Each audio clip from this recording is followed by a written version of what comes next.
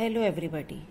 Today we will do our second chapter of Geography, class 8th, land resource, natural resources, land, soil and water. Okay. अब land पे जो ये मिलते हैं, land, soil and water, उसके बारे में हम पढ़ेंगे. जनरली हम कंफ्यूज हो जाते हैं लैंड और सॉइल में. लैंड होती हैं आपकी रिलीफ फीचर्स, जैसे माउंटेन्स हैं, डेजर्ट्स हैं, ओके, तो ये प्लेन्स हैं, ये होते हैं लैंड. और सॉइल जो होता है वो होता है मिट्टी, जो आप पढ़ सकते हो, रेड सॉइल्ड, एलुवियल सॉइल, जो लूज होता है. लैंड का जो लूज पार्ट होता है, जो हमें ऊपर दिखता है, लूज पार्ट, उसको हम कहते हैं soil. Okay. Water, Earth is a unique planet in the solar system. Earth जो है यूनिक प्लैनेट है सोलर सिस्टम में. ये सब हम जानते हैं. क्यों? क्योंकि अर्थ पे ही, सिर्फ अर्थ ही एक अकेला ऐसा प्लैनेट है जिसपे लाइफ एग्जिस्ट करती है. तो life is possible on the earth because of 4 sphere, 4 spheres की वजह से.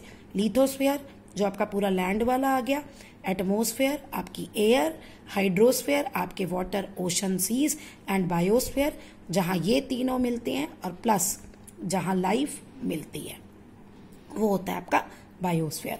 अब अर्थ भी हमारे सरफेस 2 पार्ट में डिवाइड है, आप जानते हैं. 30% जो टोटल अर्थ का सरफेस है वो लैंड का है, वहां पे लैंड है, और 70% पे क्या है, अर्थ के टोटल 70% सरफेस पे वाटर है. तो अब हम पढ़ेंगे लैंड रिसोर्सेज, क्योंकि लैंड ही है जहां पे हम रहते हैं, जहां पे हम अपना सारा काम करते हैं. The most important natural resource upon which all human activity is based is land. कहता है वो इंपॉर्टेंट रिसोर्स जहां पे सारी ह्यूमन एक्टिविटी होती हैं वो क्या है, लैंड. क्या क्या करते हैं हम देखो. ग्रोइंग क्रॉप्स, वो हम वहां पे खेती करते हैं. बिल्डिंग हाउसेस, घर बनाते हैं. रोड, रेलवे ट्रैक्स, इंडस्ट्रीज, इन सब का कंस्ट्रक्शन करते हैं. अब जो ग्रीनरी वाला पार्ट है, जहां पे प्लांटेशन कवर है, वहां पे हमारे एनिमल्स चरते हैं. और माइनिंग, खोद के मेटल्स निकालना, वो भी सब हम करते हैं. In short almost all activities related to food, shelter and clothing take place on land.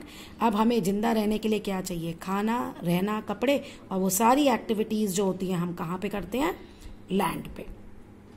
अब lithosphere consist of loose surface material called soil.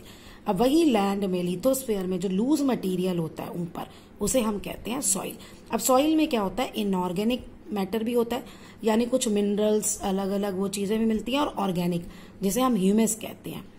Basically तुम इसे ऐसे कर सकते हो कि जो भी प्लांट्स या एनिमल्स मर जाते हैं तो उनकी बॉडी जब डीकम्पोज हो जाती है, तो वो जो डीकम्पोज जो पार्ट है उसको हम ह्यूमस कहते हैं.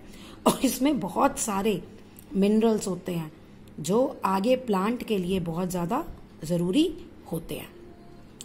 The organic component which consists of dead and decomposed part of animal and plants is known as humus. The inorganic component is formed by rock particles and minerals. देखो, rock चट्टानों के particle से, और mineral जैसे lime, calcium, इन सब से मिला है, बना है ये सारा आपका जो इनऑर्गेनिक पार्ट है. ठीक है. सॉइल में 2 पार्ट है, एक इनऑर्गेनिक और एक ऑर्गेनिक. तो दोनों क्या है वो आपको बता दिया. Soil is formed as a result of long continued weathering process of rock. Weathering process of rock क्या होता है? Soil जो है वो बनती है long continued weathering process of rock. मतलब rocks, बड़ी rocks जो है वो बड़ी बड़ी चट्टानें होती हैं. वही चट्टानें छोटे छोटे पीसेस में ब्रेक होती हैं और इतनी छोटी हो जाती हैं कि वो लूज हो जाती हैं एकदम. तो उसको हम कहते हैं वेदरिंग ऑफ रॉक्स. बड़ी चट्टानों का छोटे छोटे पार्टिकल्स में टूटना. It also contains water and air, which occupies its pore spaces. अब देखो, मिट्टी के बीच में जगह भी होती है, और उस जगह में कहीं कहीं पानी होता है और कहीं कहीं एयर, पानी और एयर मिलता है. About 90% of the world population is inhabited in plain area of the alluvial soil of the tropical and subtropical region. देखो, ट्रॉपिकल रीजन क्या होता है, tropic of Cancer and tropic of Capricorn के बीच वाला एरिया. और सब ट्रॉपिकल एरियाज क्या होते हैं, इससे ऊपर, पोलर एरिया से नीचे, और दोनों northern hemisphere and southern hemisphere में ट्रॉपिक ऑफ कैप्रिकॉर्न के ऊपर का पार्ट, और नॉर्थर्न हेमिस्फीयर में और सदर्न हेमिस्फीयर में नीचे वाला पार्ट. ठीक है. तो यहाँ पे जो प्लेन्स हैं उनमें एलुवियल सॉइल है. एलुवियल सॉइल होती है जो नदी है ना, जब वो पहाड़ों से उतरती है और जो अपने साथ मिट्टी लाती है वो, तो वो इन प्लेन्स में बिछा देती है। तो यहाँ जो है पॉपुलेशन बहुत ज़्यादा है। क्यों? क्योंकि यहाँ पे इन प्लेन एरियाज में खेती बहुत अच्छी होती है। ठीक है जी, फर्टाइल होती है ये लैंड, तो ये लोगों को काम धंधा देती है। यहाँ पे ट्रांसपोर्ट फैसिलिटीज भी अच्छी होती है क्योंकि सड़कें बनाना प्लेन्स पे आसान होता है, तो सब सुख सुविधाएं यहाँ मिलती हैं एम्प्लॉयमेंट के साथ, इसलिए ये एरियाज डेंसली पॉपुलेटेड है। These are the areas of intensive crop cultivation with high yield.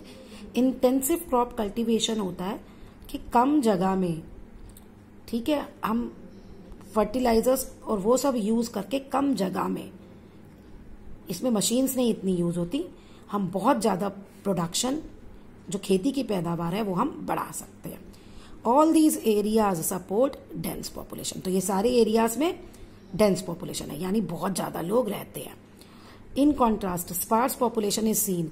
अब जहां हाई एल्टीट्यूड है, पहाड़ों पे, डेजर्ट पे, इक्वेटोरियल फॉरेस्ट, जो जहाँ पे ये हमारा ट्रॉपिक रीजन जो है, वहां पे जो फॉरेस्ट है, ठीक है, अमेजोन के जंगल है यहाँ, जहां कोई जा ही नहीं सकता, तो इन एरियाज में पॉपुलेशन बहुत कम होती है। क्यों?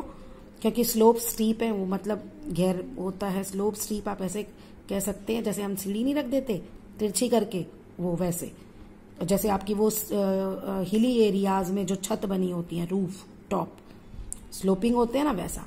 टेम्परेचर या तो अब पहाड़ है, माउंटेन्स है, तो बहुत ज्यादा ठंड होगी, टू कोल्ड, और अगर डेजर्ट है, डेजर्ट दोनों तरह से ही होते हैं और बहुत गर्म भी होते हैं, ठंडे भी और गर्म भी। तो ये ट्रॉपिकल इक्वेटोरियल एरिया जो है वो गर्म गर्म उसमें आता है। Soil are thin and infertile. मिट्टी कैसी है? पतली सी और इनफर्टाइल है। These areas are inhabited by people who are engage in. अच्छा, अब यहाँ पे रहने वाले लोग क्या काम करते हैं? Hunting, gathering, fishing and shifting agriculture. अब क्वेश्चन यह है कि शिफ्टिंग एग्रीकल्चर क्या है? जैसे नाम ही बता रहा है, शिफ्टिंग एग्रीकल्चर में क्या होता है, जंगल का एक पैच लेते हैं, वहां से पेड़ काट देते हैं या जला देते हैं और पूरा लैंड क्लियर कर लेते हैं खेती करने के लिए, राइट। अब इसके बाद जब तक वहां की मिट्टी फर्टाइल है, उस पर वो क्रॉप्स ग्रो करते रहते हैं पर्सन्स। लेकिन जैसे ही वो मिट्टी का टुकड़ा इनफर्टाइल होता है, तो वो दूसरा पैच लेते हैं जंगल का, उसको जला देते हैं, उसको खेती के लिए रेडी कर लेते हैं और फिर वो वहां पे खेती करते हैं, और ये प्रोसेस चलता जाता है ऐसे ही। इसी को कहते हैं हम शिफ्टिंग एग्रीकल्चर। चलिए, अब हम लैंड के बारे में पढ़ रहे थे, तो लैंड यूज क्या है? लैंड यूज मतलब जो लैंड हमारे पास अवेलेबल है, हम उसको कैसे कैसे यूज करते हैं। ठीक है, देखो, land is use for various purposes. बहुत पर्पस के लिए लैंड यूज होती है। क्या? क्रॉप्स उगाने के लिए, घर बनाने के लिए, रेलवे बनाने के लिए, सब आप पढ़ ही चुके हो। तो इसको बेसिकली हम क्या कहते हैं? Land use pattern. अब ये देखो, अलग अलग कंट्री के लैंड यूज पैटर्न है। ऑस्ट्रेलिया में खेती कितनी % लैंड पे होती है? 6% पे। पॉस्चर, जहां पे उनके जानवर चरते हैं, पशुओं का चरना, चारा, 56%।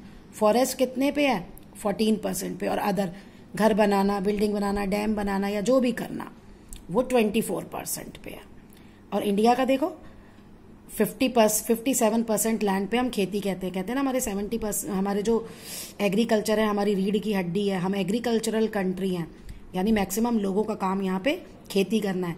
57% लैंड पे हम खेती करते हैं। पॉस्चर है हमारा 4% और फॉरेस्ट हमारा 22% है। और रहना, बिल्डिंग्स बनाना, फैक्ट्रीज बनाना, ये सब बाकी काम कितने पे है? 17% पे। ऐसे ही जापान और यूके का दिया हुआ है। चलिए, the percentage of land use for various purpose varies one region to another. कहते हैं कौन कंट्री कैसे अपना लैंड यूज करती है, या इंडिया में भी जब हम अलग अलग स्टेट्स का लैंड पैटर्न यूज करें तो वो एक जगह से दूसरी जगह अलग होता है।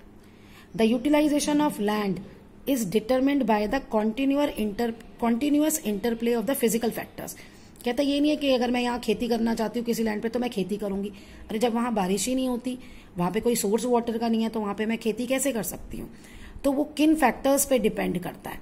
रिलीफ, सॉइल, वहां की क्लाइमेटिक कंडीशन, मिनरल रिसोर्सेज, और human factor, density of population, कि लोग कितने रहते हैं, और टेक्नोलॉजी और social requirement of the people, कि लोग क्या चाहते हैं और टेक्नोलॉजी अवेलेबल है या नहीं है जिस तरह से मैं उसे यूज करना चाहती हूँ उसके लिए। तो इन सब फैक्टर्स पे भी लैंड यूज पैटर्न डिपेंड करता है। ओके, अब है land use pattern of few countries of the world are given, वो हो गया।